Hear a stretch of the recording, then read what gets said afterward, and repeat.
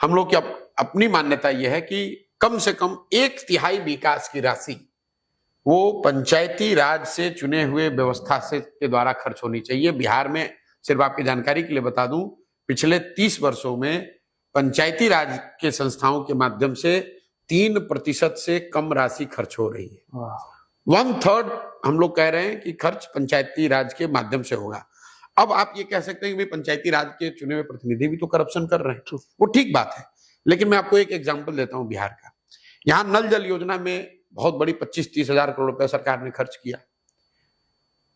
उसमें बहुत बड़े घोटाले की लोग बात करते हैं कि भाई बहुत लूटपाट हुई, पैसा खर्च नहीं हुआ या पैसा बर्बाद हो गया, घरों में पानी नहीं पहुंचा। नल जल कराने की जो जिम्मेवारी थी वो वार्ड सदस्य की दी गई थी। उसमें कुछ लोग, मुखिया लोग भी किसी स्तर पर इन्वॉल्व थे और सरकारी तंत्र अफसर इन्वॉल्व था। मैं आपको आंकड़ा बता रहा हूं, 90% वार्ड सदस्य नल जल योजना आने के बाद पिछला चुनाव अपना हार गए और करीब करीब 80% मुखिया जी लोग चुनाव हार गए। लेकिन आप मुझे बताइए, क्या 80% ब्यूरोक्रेट हटाए गए, चोरी में पकड़े गए? नहीं।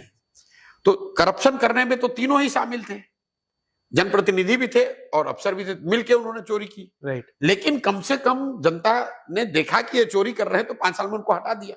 राइट। लेकिन जो अफसर था वो तो पहले भी चोरी कर रहा था, आज भी सिस्टम में बैठ के चोरी कर रहा है।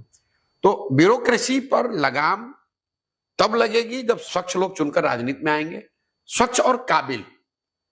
दूसरा, उनके हाथ से decision making, subjective decision making हटाकर नियम बना दिए जाएं, रूल बेस्ड डिस्ट्रीब्यूशन अगर कर दिया जाए और उसका विकेंद्रीकरण कर दिया जाए तो उससे बहुत हद तक सत्ता में बैठे हुए जो अफसर हैं उन पर लगाम लगेगा।